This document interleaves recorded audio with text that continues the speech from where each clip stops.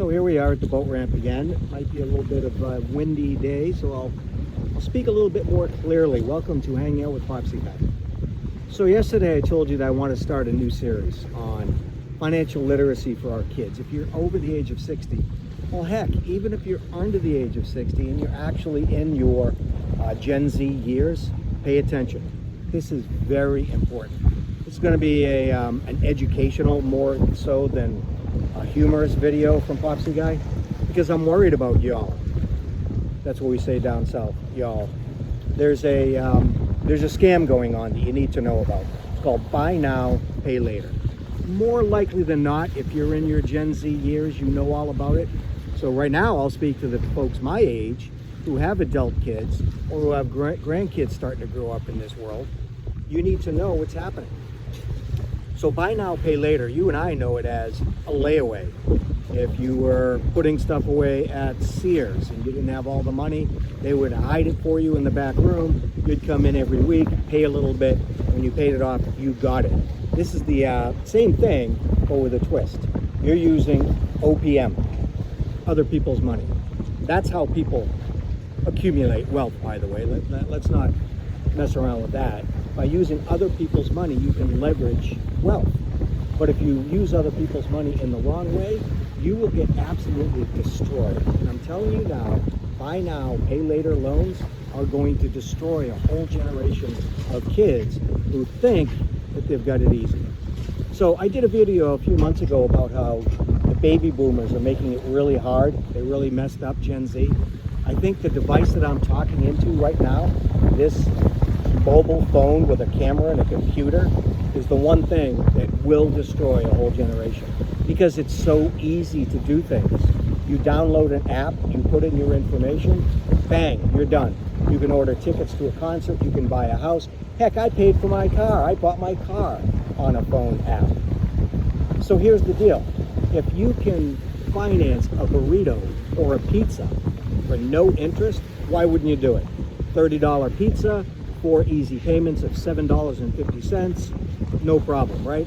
It doesn't hurt because the money's not coming out of your account right away, but it looks great. So here is the straight scoop on why you should not do this, and you folks over the age of 60 need to understand what's happening, because as I said, and I'm going to beat this into the ground, it's going to destroy a whole generation financially. So there's an app. There are 3 apps that are most popular. It's called Klarna, Affirm, and something pay. Boy, you think Popsie Guy would remember it. But let's just stick on one of them for a moment. Klarna. It seems to be very popular with the fast food, Chick-fil-A, you name it. You can buy your food, and when you pay by credit card, it at the end will give that person an option. Would you like to break this purchase up into 4 easy payments of $10 a piece? Absolutely. So every 2 weeks, you pay your $10 by the end of the month or whatever time it is, you've paid for your pizza or your burrito. Here's how they make money. They lose money on that deal, first of all, because Klarna has to pay the merchant 6% of the sales price. So if it's a $30 item, Klarna has to pay 5%. So they're already in the whole 5%. And then they have to pay other fees on top of that for operations. They've got fraud that they have to pay for. They've got processing that they have to pay for. So on that $30 transaction, they've lost money. How do they make money, you ask?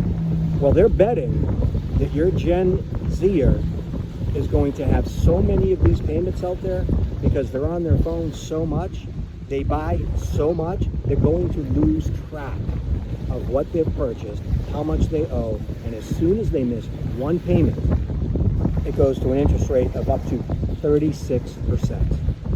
You heard me right, 36%. So like a credit card, which I still think is a dangerous piece of plastic for most people to own, it could ruin somebody, especially those Gen Zers and those younger generation, even some of us boomers who are addicted to our phones.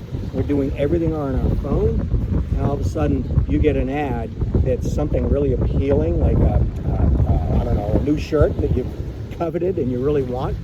All of a sudden it's on sale, but you know you don't have the money, so you do the buy now, pay later. The shirt shows up, pay 1 or 2 payments. Then, because they bought your data, that's really how Klarna will make the money away from the actual transaction, is selling the data to all the other clothers and retailers. So all of a sudden, 2 weeks later, a perfect pair of shoes to go with that shirt you just bought shows up on your phone. And what are you gonna do? You gotta have it, right? You don't have the money, but 4 easy payments of $10, I can do that. You see where I'm going? Then all of a sudden, 2 weeks later from that, there's a beautiful pair of pants.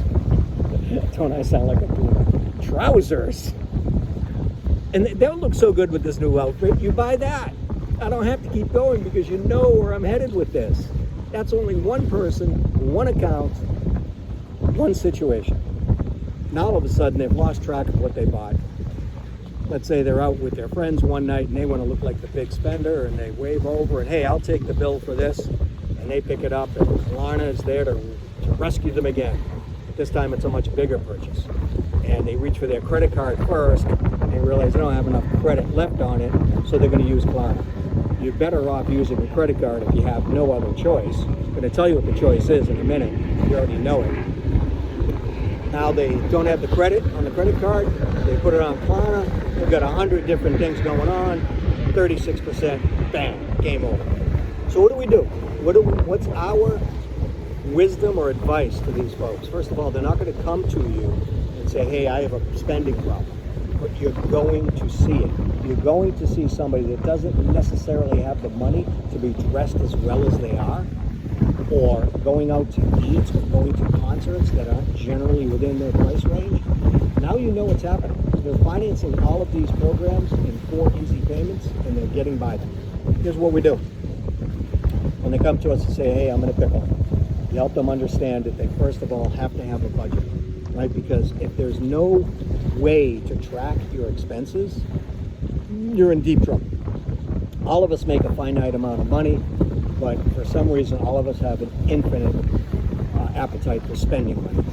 So in their early to mid 20s, teach them how to budget. It's as simple as a piece of paper. Say, here's all the money that you've got coming in, and break up the expenses. And I know you know this, so please don't turn away, but help them understand their expenses come in really 2 categories. Those are the fixed expenses, things that you know you have to pay the same amount every month. It could be rent, it could be a mortgage, it could be a car payment, it could be student loans, it could be health insurance, it could be the cable bill, their subscriptions. You get the point. You know, and they know every month those bills have to be paid. And the second is variable. And this is what most people look at and go, yeah, that's not that important. Like buying clothes. You don't go out and spend the same amount of money when you purchase new clothes. How about dining out? How about entertainment? The list could go on, right? Gasoline, that's not a fixed item. Every time you fill up your car, it's a different number. But you have to have some history of how much you're spending to figure out what the right number should be. So, budgeting, number 1. And number 2, teach them the value of cash. Yes, pictures of dead presidents. And if you're a boomer, try that one on a Gen Xer or even a millennial. Millennials probably get it. But you pull out a $10 bill and you say, do you guys still take pictures of dead presidents? And they'll just look at you funny and go, I guess. Speaking of funny stories, when I was flying back from Arizona just recently, we're in the Sky Harbor International Airport, and I just want to get a cup of coffee at Panera Bread. So I go up and everybody's on the kiosks, right? Everybody wants to do the kiosks. There are 2 guys behind the counter looking for work. So I walk up to one of the guys and he said, can I help you? I said, yeah, I'd like to order a cup of coffee. He bangs it out on his iPad and he says, that'll be $4.20. I'll meet you over here. I said, well, you guys take cash, right? And God is my witness. He goes, no, I'll meet you over here. Swipe your card. See where I'm going? Yeah, I want you to teach them about cash, but the world is moving to a cashless society. But for them to understand how much money it costs to live, have them spend cash on things like eating out, like putting gas in the car, like doing things that they can use cash for. And they'll see $60 in your wallet doesn't go very far. $100 in your wallet is nothing these days. not that long ago, if I didn't leave the house with $100 of cash in my pocket, I felt poor. Now, if I'm lucky enough to leave the house with $100 of cash in my pocket, I don't think I have enough. But yet I have the opportunity to buy something at a discount. That's the last point, and I know you know this, and I'll move on, is that there are many retailers that will give a discount for cash. Check out the next time you go to eat at your favorite restaurant, you may see at the bottom, hidden at the bottom, that there's an additional cash discount. When you bring your car in for service, if it's a small mom and pop, they may say cash is 3 or 4% less because they don't want to pay the merchant fees. That's just money that they're not making. So when you use cash, you will earn more money on your money. Anyway, I wanted to drop that in your lap because I think it's extremely important for us as this generation, and don't forget, over 60, we're on deck. Okay, we are on deck.